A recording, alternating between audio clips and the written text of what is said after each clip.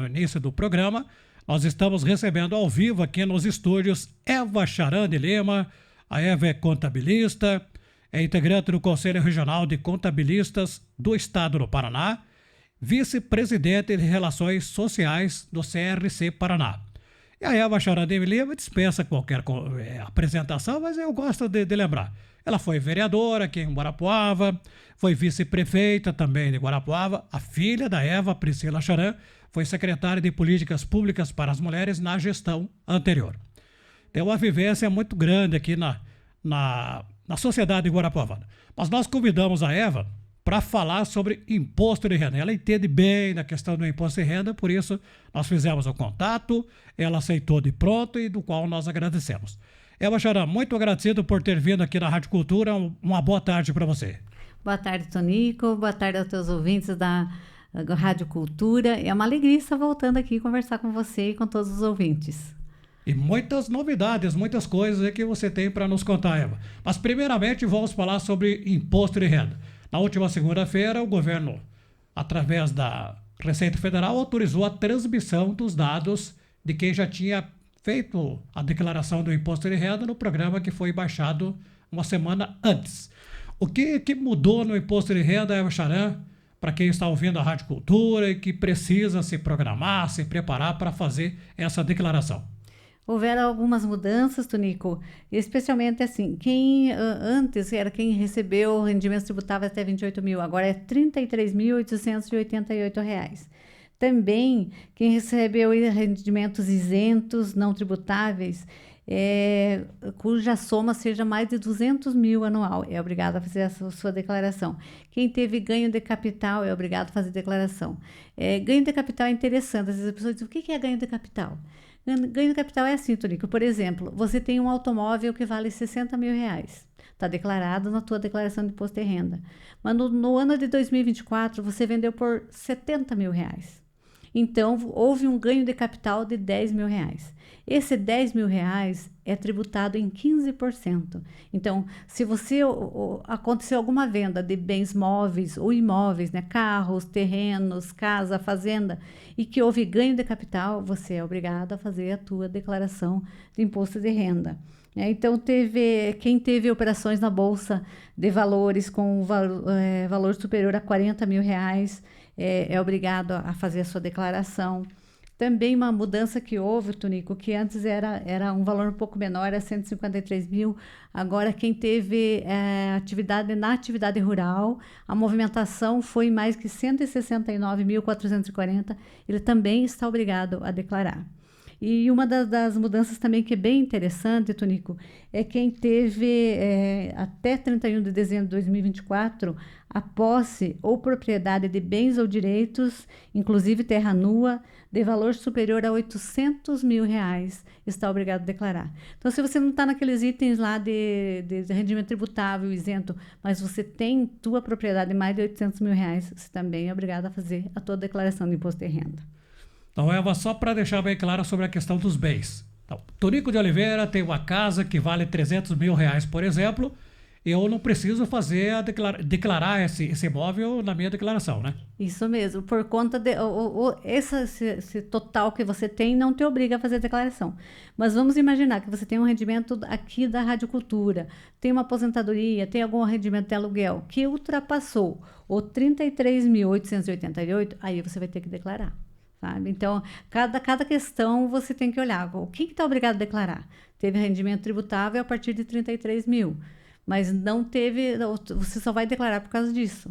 Ou você teve bens a partir de 800 mil, você está obrigado a declarar. No teu caso, se for o teu rendimento não ultrapassou 33 mil e a tua casa vale 300 mil, não precisa você declarar.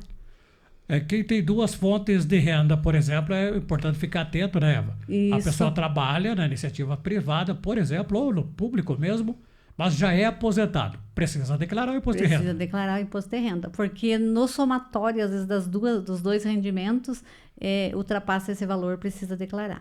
O aposentado, ele é isento quando ele tem mais de 65 anos. Daí ele tem um rendimento, mas vai lá nos rendimentos isentos.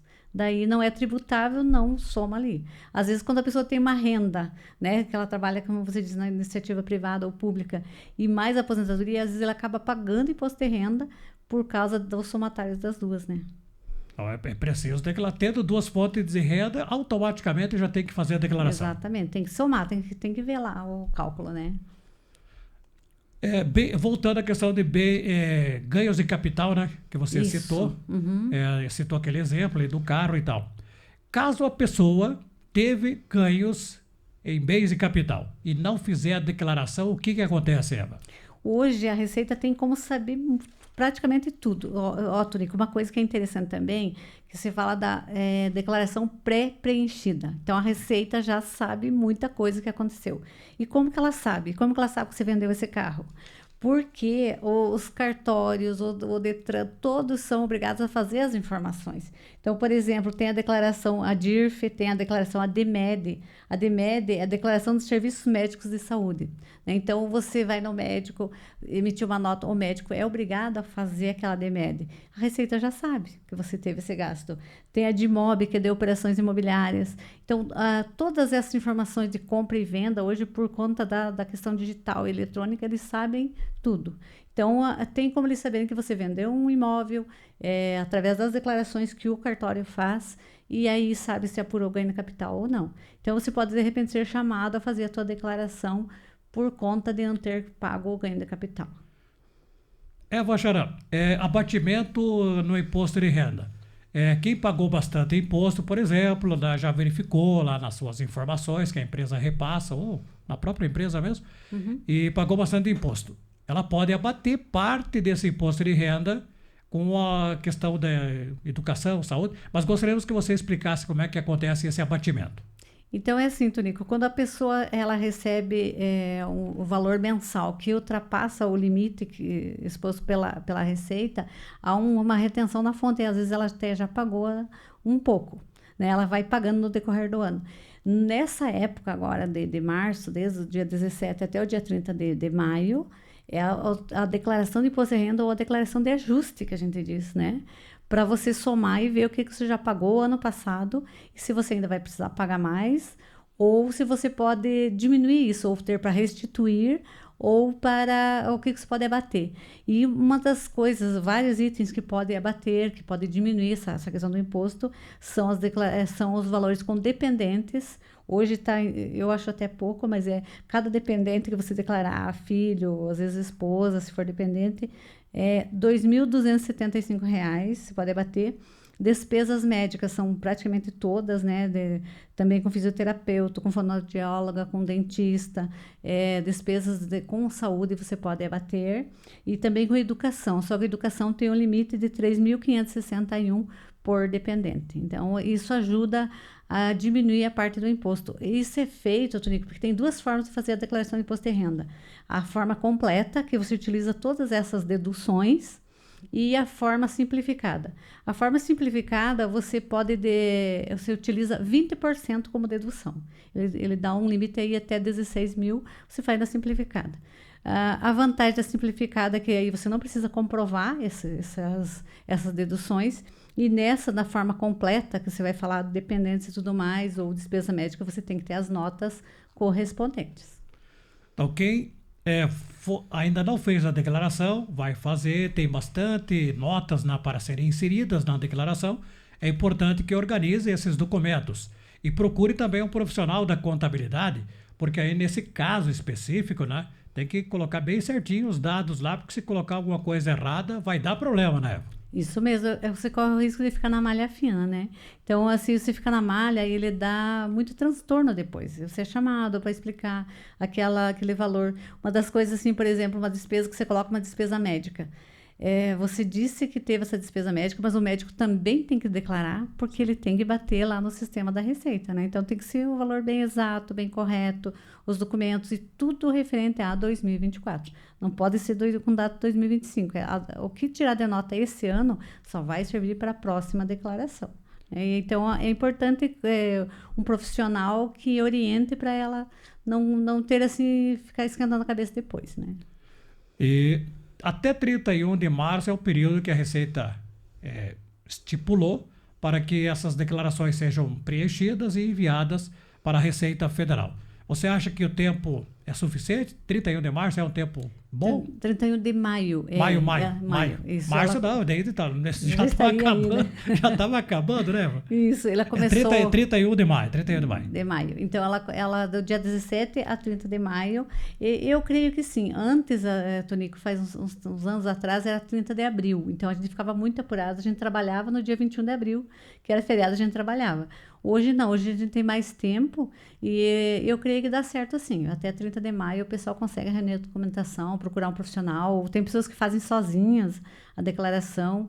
Quem faz sozinhas, nós vamos ter o Declare Certo dia 10 de abril. Aqui tem um evento, né? Isso, Tonico. Você sempre nos prestigia, vai lá entrevistar o pessoal que está lá. Nós temos contadores que ficam o dia todo. A data, Eva? 10 de abril. 10 de abril. Para aquele contribuinte que faz a sua declaração sozinha, né? Então, o Sescap Paraná, que é o Sindicato das Empresas e Serviços Contábeis, ele realiza em várias cidades do Paraná o Declare Certo. E é um dia em que os contadores doam 1 hora do seu tempo, né? São vários contadores e contadoras. E eles vão estar lá tirando dúvidas para o pessoal que faz a sua declaração sozinha, que não contrata um profissional. Mas quem tem assim, um pouco mais de eventos na sua declaração, ele precisa de um profissional contábil para estar declarando. Então, anote na sua agenda, Declare Certo do Sescap Paraná, dia 10 de abril, o evento que acontece sempre aqui no Calçadão da 15 de novembro. Bachara, só para finalizar essa questão do imposto de renda, lembrando que as pessoas se organizem e não deixe para os últimos dias, porque aí acumula o serviço, aí nos escritórios de contabilidade, o site da Receita fica lento e aí dificulta a vida de todo mundo, né? Exatamente, porque quanto mais para os últimos dias, vão estar muitas pessoas enviando sua declaração, o processamento é um pouco mais demorado, você corre risco. Eu lembro que teve anos assim que às vezes você ficava esperando o site, ele liberava mais de madrugada, que ficava mais fácil para enviar.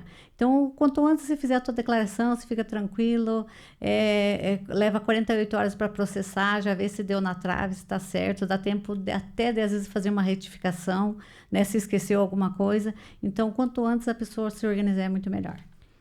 A Bachara de Lima, que é vice-presidente de Relações Sociais do Sescap Paraná, CRC Paraná, CRC, Conselho Regional de Contabilidade do Paraná, e vice-presidente de Relações Sociais, né, falando hoje mais sobre a questão do imposto de renda.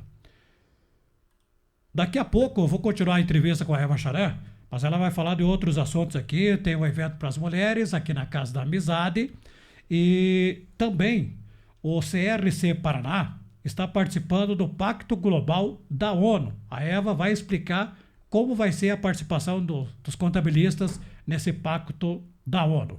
Agora em Guarapuava são 17 horas, mais 31 minutos. Já eu volto com mais informações aqui na Hora do Rush. Rádio Cultura.